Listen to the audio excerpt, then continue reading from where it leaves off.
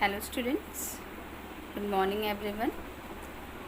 और मैं उम्मीद करती हूँ कि आप सब बहुत अच्छे होंगे।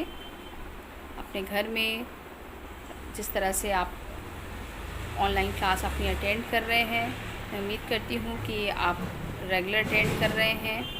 और जैसे कि बच्चों आप देख रहे हो कि आपको कॉपी पे क्वेश्चन आंसर्स हैं, नोट्स हैं, बनाना भी कंपलसरी हो गया है और बच्चे बना भी रहे हैं। बहुत से बच्चों ने कॉपी दे भी चुका है और जिन्होंने अभी तक नहीं दिया है बच्चों, उनके लिए डेट दिया गया है। आपने नोटिस पढ़ा भी होगा कि आपको डेट दिया गया है, टाइमिंग भी उसमें दिया हुआ है कि 6 to 8 क्लास जो है वो उस डेट पे और उस टाइमिंग पे लाके कॉपी दे सकते हैं। तो बच्चों आपके पास एक और आपके पास टाइम है ये कि आप जो जिन बच्चों की कॉपी अगर छूट गई है, नहीं अगर आपकी अभी तक सबमिट हुई है, तो आप लोग जिस डेट आप लोग को नोटिस में दिया गया है उस डेट में आप जाकर अपनी कॉपी जो है वो आप क्या कर सकते हो, सबमिट कर सकते हो। होम साइंस के लिए बच्चों आपको सबको कॉपी बनानी है। मैंने आपको स्टार्टिंग से ही बोला था क्योंकि बच्चों में बहुत कन्फ्यूजन था। काफ़ी समय तक बच्चे मुझसे पूछते रहे कि मिस कॉपी बनेगी, कैसी कॉपी बननी है और रफ़ में बनना है, रफ़ में करें कि फेयर में करें। तो बच्चों मैंने इस चीज़ को आपको स्टार्टिंग से बोला था कि जैसे जैसे मैं चैप्टर वाइज आपको पढ़ा रही हूँ, क्योंकि प्रैक्टिकल जो था हम लोग का, जब लॉकडाउन के समय क्लासेस जब हमारी स्टार्ट हुई थी, ऑनलाइन क्लास स्टार्ट हुई थी, उस समय प्रैक्टिकल जो था वो पॉसिबल नहीं हो पा रहा था क्योंकि ना मेरे पास उतने मटेरियल्स थे और ना आपके पास उस समय मिल सकते थे क्योंकि शॉप वगैरह भी नहीं खुली थी। तो हम लोग ने ऑनलाइन स्टार्ट जब हम लोग ने किया था तो हम लोग ने थ्योरी से ही स्टार्ट किया और हम लोग चैप्टर वाइज पढ़ रहे थे। मैंने आपसे कहा था कि जैसे जैसे अभी जिस तरह से क्लास चल रही है उसको अटेंड कीजिए और मैंने आपको चैप्टर वाइज पढ़ाया है। एक एक करके हम लोग अभी 5th चैप्टर हम लोग ने कंप्लीट कर लिया है। इट्स मीन्स हेल्थ चैप्टर जो है वो हम लोग कंप्लीट कर चुके हैं। और मैंने इसको आपको बताया भी था कि मैंने आपको PDF भी बना के भेजा है। जो भी चैप्टर है मैं पूरा हम लोग का जब कंप्लीट हो जाता है बच्चों, तो जो भी नोट्स वगैरह रहता है मैं उसको आपको पूरा PDF बना के भेज देती हूँ, चाहे वो इंग्लिश का हो चाहे वो हिंदी का हो, क्योंकि 7th में होम साइंस जो है वो चारों सेक्शन का है। तो ए सेक्शन हिंदी मीडियम जो है जिसको मैं हिंदी में भेजती हूँ, वो ए सेक्शन हिंदी में लिखें और BCD सेक्शन जो है 7th का वो आपका इंग्लिश मीडियम है, जो कि इंग्लिश में आपको लिखना होता है। तो मैं उम्मीद करती हूँ जो भी मैं PDF आपको देती हूँ आपने किया है, क्योंकि कॉपी मेरे पास आई है, बहुत सी कॉपियाँ आई हैं। जिन बच्चों की नहीं अभी तक आई है या किसी वजह से कंप्लीट नहीं हो पाया है, तो बच्चों आप अपने फ्रेंड्स से देख लीजिए जो जो करवाया गया है, या आप यूट्यूब चैनल में देख सकते हैं। उसमें ये जो क्लास वीडियो है वो उसमें फीड है, तो आप उसको पहले का भी जाकर देख सकते हैं कि किस दिन कौन सी क्लास हुई थी और उसमें कौन सा चैप्टर पढ़ाया गया था, या PDF भी आप देख सकते हो। तो आप उसमें से देख के अपने काम को कंप्लीट कर सकते हो। हम लोग से बच्चों टीचर्स से या हमसे मुझसे बहुत पहले पहले का बच्चे PDF मांगते हैं या फर्स्ट चैप्टर सेकंड चैप्टर, तो ये हम लोग के लिए पॉसिबल नहीं हो पाता बच्चों, क्योंकि ये चीज़ आप भी जानते हो कि आपके मोबाइल में भी जो भी पुराने PDF होते हैं वो डिलीट हो जाते हैं। कभी अपने से ऑटोमेटिक भी हो जाते हैं, क्योंकि जब ज़्यादा हो जाता है तो वो पुराना जो था वो जो होता है वो डिलीट हो जाता है। तो इस बच्चों हम लोग को ये नहीं हो पाता है कि हमारे मोबाइल में हो, और हमसे जो बच्चे मांगते हैं तो हम लोग उसको नहीं दे पाते हैं। तो ये आपसे बच्चों कहने है कि या तो आप टाइमली अपना सारा काम करते रहिए ताकि आपका टाइम से कंप्लीट रहे, और अगर किसी भी रीज़न से किसी का छूट गया है तो आप अपने फ्रेंड से अपनी मदद ले सकते हो उनसे, और अपनी कॉपी जो है वो उसको आप कंप्लीट कर सकते हो। तो हम लोग ने अभी तक 5 चैप्टर पढ़ चुका। फर्स्ट चैप्टर हम लोग का था व्हाट इज़ होम साइंस, यानी कि गृह विज्ञान क्या है, आपको अच्छे से याद होगा। सेकेंड हम लोग ने पढ़ा था फूड एंड इट्स न्यूट्रिएंट्स, यानी कि भोजन और उसके पोषक तत्व। हाँ, ये हम लोगों ने पढ़ा था, जिसमें कि हम लोग के फर्स्ट हाफ ईयरली एग्ज़ाम्स में आया भी था इसमें से। फिर हम लोगों ने थर्ड चैप्टर पढ़ा था मेथड ऑफ कुकिंग फूड, यानी कि भोजन पकाने की विधियाँ। फिर हमने 4th चैप्टर पढ़ा था एनवायरनमेंट यानी कि पर्यावरण। उसके बाद अभी हम लोग हेल्थ चैप्टर यानी कि स्वास्थ्य हम लोग पढ़ रहे थे, और जो कि हम लोग का वो भी अब कंप्लीट हो चुका है। तो आज क्लास में बच्चों हम लोग हेल्थ चैप्टर जो हम लोग पढ़ चुके हैं अभी तक, जो कि हम लोग का अभी ख़त्म हुआ है, कंप्लीट हुआ है, तो हम लोग उसको थोड़ा सा रिवीजन करेंगे, थोड़ा उसको रिवाइज़ करेंगे, ताकि हमें पता चले कि हमने किस किस टॉपिक पे सीखा है, किस किस टॉपिक पे हमने हेल्थ जो टॉपिक हमारा था उसमें हमने किस किस बारे में चर्चा की है या हमने समझा है। तो हम लोग हमारा अब नेक्स्ट टॉपिक जो रहेगा यानी कि चैप्टर 6 हमारा जो रहेगा वो care and maintenance of fabric यानी कि वस्त्र का देख रेख तथा अनुसरण, यानी कि किस तरह से वस्त्रों को, फैब्रिक्स को किस तरह से मेंटेन करके, किस तरह से उसको रख रखाव, उसको सही तरीके से किस तरह से रखा जाता है, ये हमारा टॉपिक है care and maintenance of fabric. ये हम अपने नेक्स्ट क्लास में हम लोग इस टॉपिक पे पढ़ेंगे, सीखेंगे। तो आज हम लोग बच्चों हम लोग केवल जो हम लोग का हेल्थ चैप्टर जहाँ तक हम लोग का कंप्लीट हुआ है, केवल हेल्थ चैप्टर का हम लोग आज हम लोग रिवीजन करेंगे। तो ध्यान से देखिएगा बच्चों, अगर कोई भी टॉपिक या कोई भी पॉइंट आपका छूट गया है तो उसको आप देख लीजिएगा, देखकर उसको कंप्लीट कर लीजिएगा। मैं साथ ही साथ इसका PDF भी बनाकर आपको भेज दूँगी, इंग्लिश मीडियम का भी, हिंदी मीडियम का भी। उसको आप अपनी कॉपी पे लिख लीजिएगा, कंप्लीट कर लीजिएगा।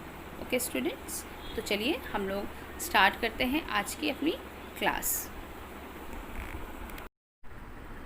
तो बच्चों ये हमारा फर्स्ट पार्ट था, हेल्थ चैप्टर का फर्स्ट पार्ट था, जिसपे कि हमने देखा था कि जो स्वास्थ्य जो है वो सभी के लिए एक महत्वपूर्ण विषय है, सभी के लिए बहुत इम्पॉर्टेंट है कि क्योंकि आप जानते हो, ये कहावत भी आपने सुना होगा कि जान है तो जहान है।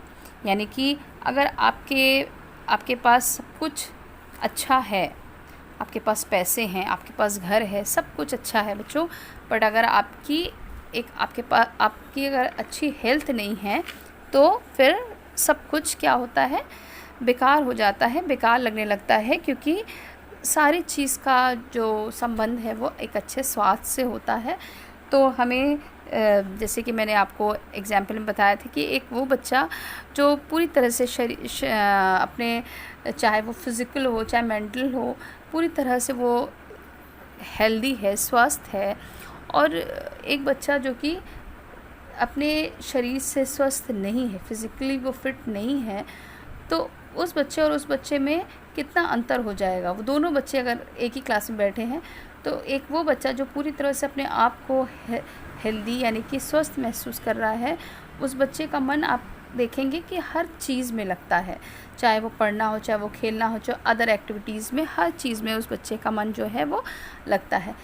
बट उसके कंपैरिजन में जो दूसरा बच्चा है, उसका मन किसी भी चीज़ में वो नहीं लगेगा। उसको मालूम है कि कॉपी जो चैप्टर पढ़ाया जा रहा है वो बहुत ज़रूरी, इसलिए वो बहुत ज़्यादा उस पर ध्यान देगा, जो लिखाया जा रहा है उस पर वो ध्यान देगा, क्योंकि वो उसको मालूम है कि आगे उसके लिए बहुत वो इम्पोर्टेंट चीज़ है, और इसलिए वो उस चीज़ पे ध्यान देगा। मगर बच्चों वो अदर एक्टिविटीज़ पे वो बिल्कुल भी ध्यान नहीं दे पाएगा, क्योंकि वो उसका शरीर उतनी उस चीज़ के लिए तैयार नहीं है।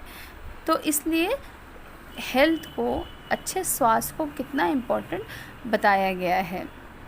फिर हमने उसके ऑब्जेक्टिव्स यानी कि उसके उद्देश्य बताए थे कि हेल्थ जो है उसके क्या उद्देश्य हैं, कि जब हम इस चैप्टर को पढ़ते हैं तो हम उसके उद्देश्य को जानते हैं कि understand health and it's aspects, यानी कि स्वास्थ्य तथा इसके पहलुओं को हम जान पाएंगे। फिर एप्लीकेट द इम्पोर्टेंस ऑफ हेल्थ, स्वास्थ्य के महत्व को समझ सकेंगे हम। फिर हम लोग ने क्या देखा था कि जब हम स्वास्थ्य की स्थिति का आंकलन करने के लिए अच्छे स्वास्थ्य के सूचकों को हम पहचान सकते हैं। फिर हम इस तरह से करते करते हमने उसके उद्देश्यों को जाना था। फिर हमने क्या देखा था कि डेफिनेशन ऑफ हेल्थ। कोई भी चैप्टर हम पढ़ते हैं तो जब तक हम उसकी डेफिनेशन नहीं समझेंगे तो हम उस चैप्टर को नहीं समझ पाएंगे।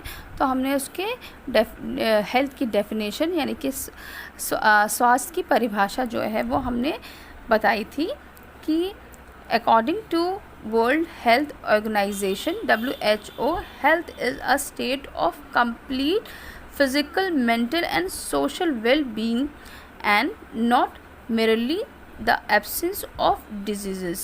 It means proper functioning of both the body and the mind. यानी कि विश्व स्वास्थ्य संगठन WHO के अनुसार स्वास्थ्य पूर्ण शारीरिक, मानसिक तथा सामाजिक स्वस्थता की स्थिति है।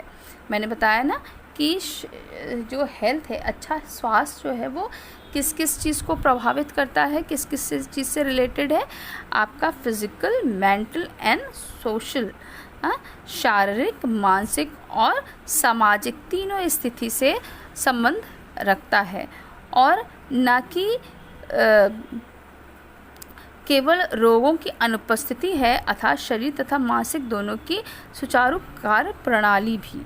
यानी कि ये ज़रूरी नहीं है कि हम शारीरिक रूप से और मानसिक रूप से हमें कोई बीमारी नहीं है, हमें कोई भी तकलीफ़ नहीं है, यही बस स्वस्थता नहीं है, बल्कि ये दोनों तरीके से सुचारू रूप से काम कर रहा है।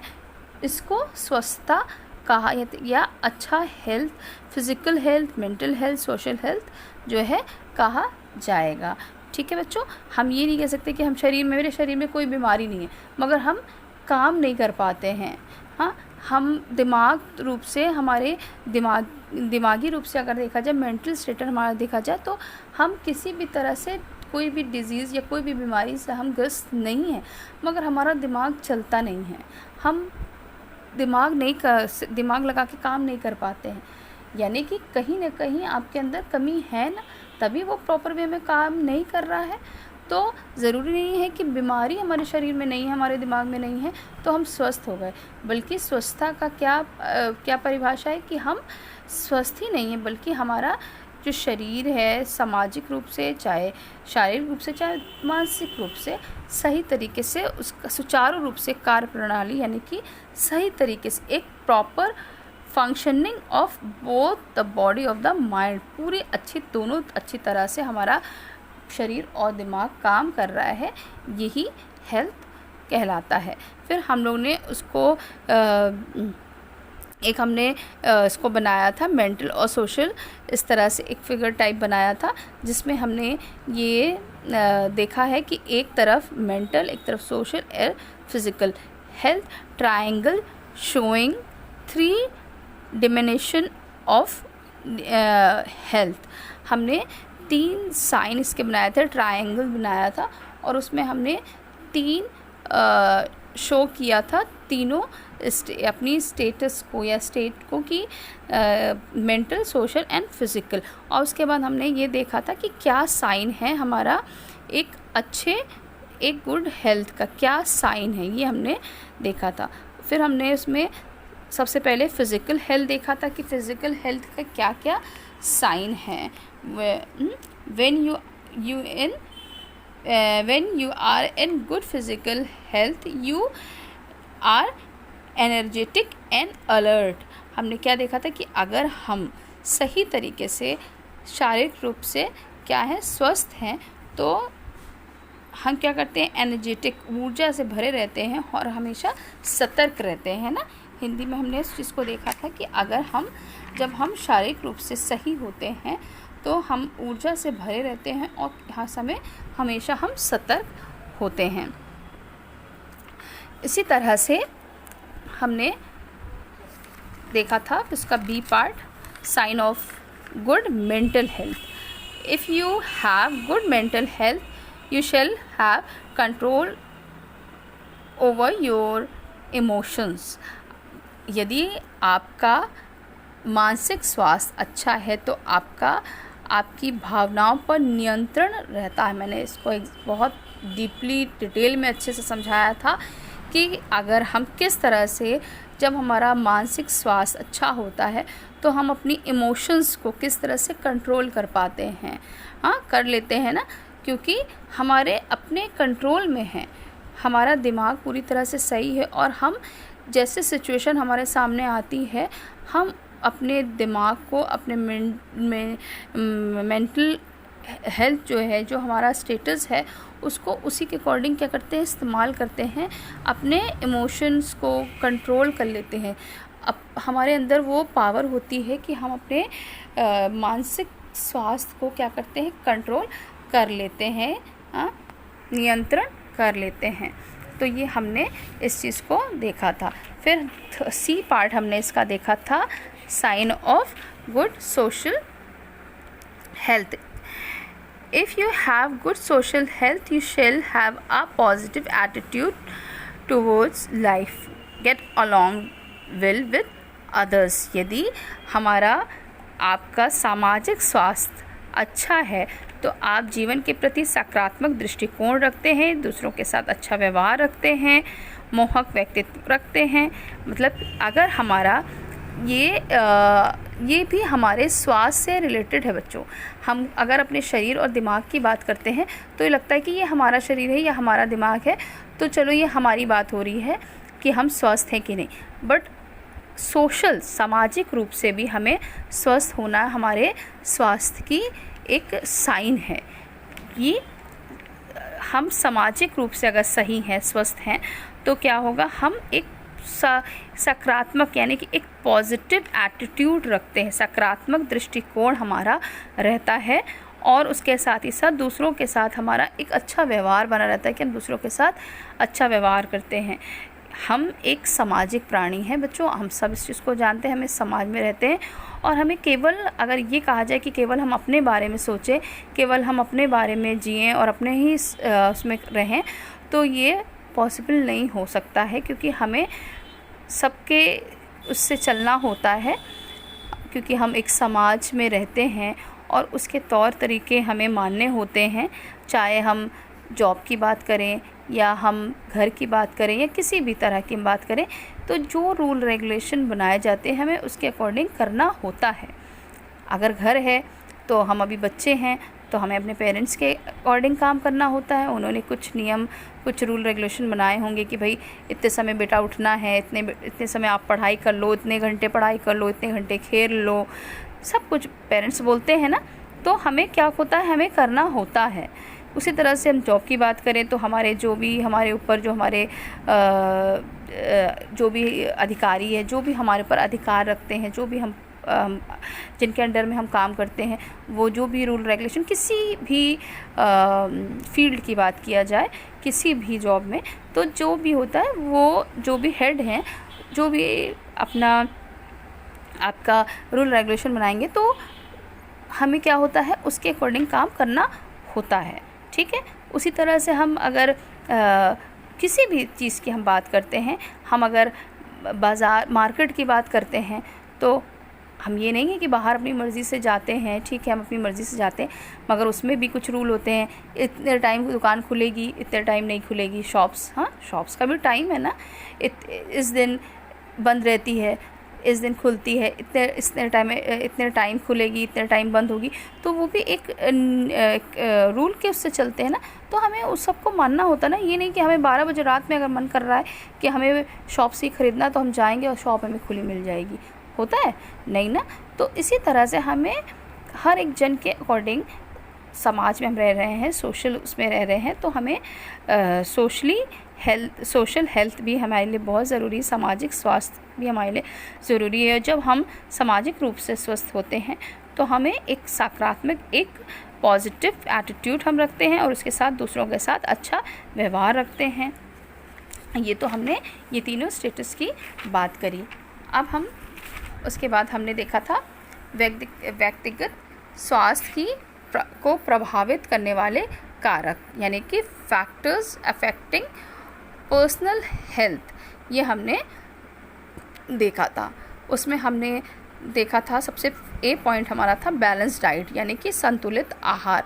उसमें हमने देखा था किस तरह से बैलेंस डाइट यानी कि किस तरह से हर एक अलग अलग एज में हमें अलग अलग बैलेंस डाइट लेना होता है, जो कि हमारे लिए ज़रूरी होता है, हमारे लिए अच्छा होता हैगा। तो मैंने उसके लिए आपको अच्छे से बताया था। सेकेंड हमने देखा था पर्सनल हाइजीन यानी कि व्यक्तिगत स्वच्छता। उसमें भी हमने देखा था कि किस तरह से हमें अपने आप में व्यक्तिगत स्वच्छता बनाए रखनी है। हाँ, इसमें हमने देखा था। फिर कॉमन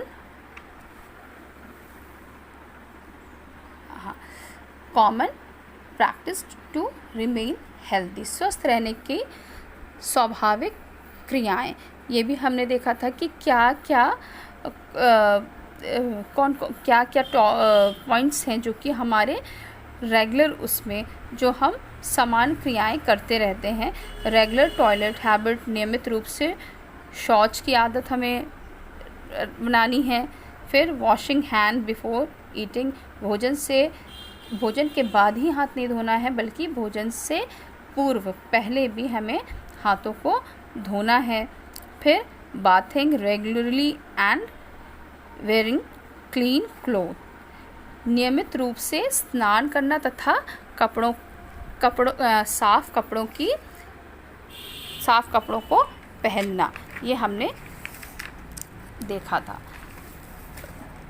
फिर हमने आगे देखा था फैक्टर्स अफेक्टिंग पर्सनल हेल्थ, व्यक्तिगत स्वास्थ्य को प्रभावित करने वाले कारक, जिसमें हम लोग ने ABCDE अलग अलग पॉइंट्स हमारे थे, जो कि फर्स्ट था बैलेंस डाइट, संतुलित आहार हमने देखा। फिर पर्सनल हाइजीन, व्यक्तिगत स्वास्थ्य हमने देखी। फिर थर्ड था 6C पॉइंट डोमेस्टिक हाइजीन यानी कि घरेलू स्वच्छता। फिर D फूड हाइजीन, भोजन स्वच्छता। E एक्सरसाइज, व्यायाम, नियमित रूप से व्यायाम। F regular sleep and relaxation, नियमित नींद तथा आराम। ये हमने पूरा सारे पॉइंट्स को अच्छे से समझ लिया था कि क्या क्या इसमें है। लास्ट पॉइंट हमने देखा था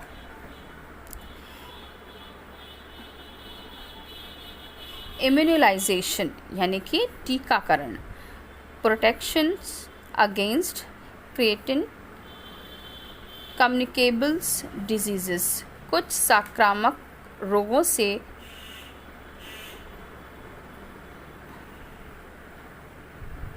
सुरक्षा। आप प्रतिदिन बड़ी संख्या में रोगजनक कारकों के संपर्क में आते हैं, यानी कि इसमें हमें क्या बताया गया था, इम्यूनाइजेशन कि इसमें टीकाकरण किस तरह से हम रोज़ के जो हमारे काम हैं, कोई भी काम में हम ऐसे रोगजनक कारकों के संपर्क में आते हैं, जिससे क्या होता है, हमें हमारे शरीर को नुकसान पहुंचने की संभावना रहती है कि हमें हमारे शरीर को ये अफेक्ट कर देगा या हमें कोई बीमारी तकलीफ़ पहुंचा सकता है। मगर जो हमारी इसमें क्या बताया था, इम्यूनिटी पावर जो है हमारे शरीर में, कुछ ऐसी इम्यूनिटी पावर जो होती है जो हमें बचपन से ही मिलती हैं, जो हमारे अंदर होती हैं, जो हमारे इन सारे रोगजनक कारक जो हम संपर्क में आते हैं, मिलते हैं, उनसे लड़ती हैं। और जब हम उन सारे हमारे अंदर जो इम्यूनिटी पावर है, हमारे प्रतिरोधक क्षमता जो हमारी है, वो हम उस चीज़ से, बीमारी से लड़ती है और हमें वो बीमारी लगने नहीं देती है, बल्कि हमें लड़के उससे बचा लेती है। कि इसमें हमने देखा था it is of 2 types. Immunity जो हमने देखी थी कि इम्यूनिटी 2 प्रकार की होती हैं, प्रतिरक्षक जो 2 प्रकार की होती हैं। पहली हमने देखा था नेचुरल इम्यूनिटी, प्राकृतिक प्रतिरक्षा, और एक्यूर्ड इम्यूनिटी यानी कि उपार्जित या कृत्रिम प्रतिरक्षा। इसमें हमने देखा था नेचुरल इम्यूनिटी, बताया था हमने कि किस तरह से नेचुरल हमारे अंदर होती है, जो कि रोगों से लड़ती है। हाँ,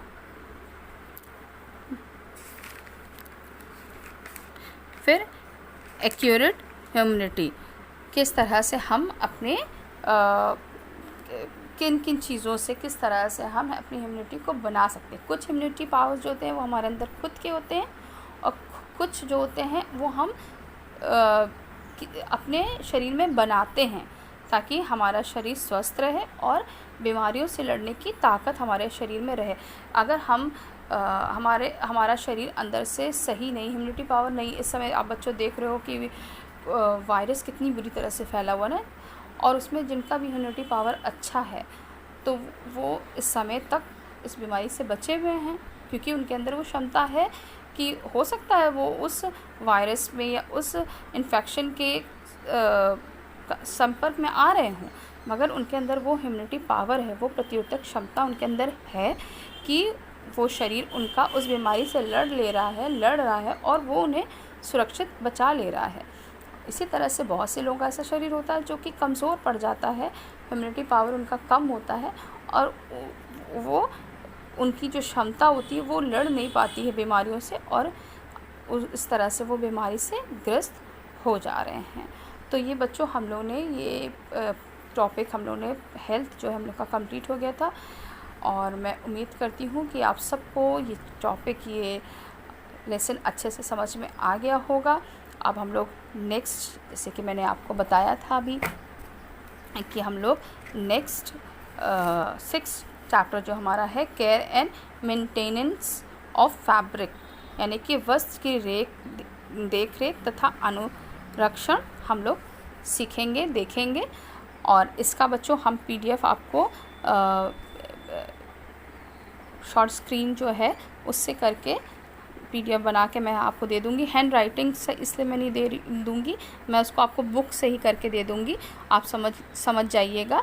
और मैं उसी जो मैंने आपको पढ़ाया उसी के अकॉर्डिंग मैं आपको दूँगी, क्योंकि वो उसमें आपको क्लियर अच्छे से होगा। नेक्स्ट वीडियो में मैं आपको जब मैं आपको पढ़ाऊँगी जो पढ़ाती हूँ उसको उसी समय मैं आपका PDF बना के दूँगी, ताकि आपके लिए एकदम से बर्डन ना पड़े और आप उसको कंप्लीट समय समय से करे रहो। So students, thank you so much. Take care. God bless you.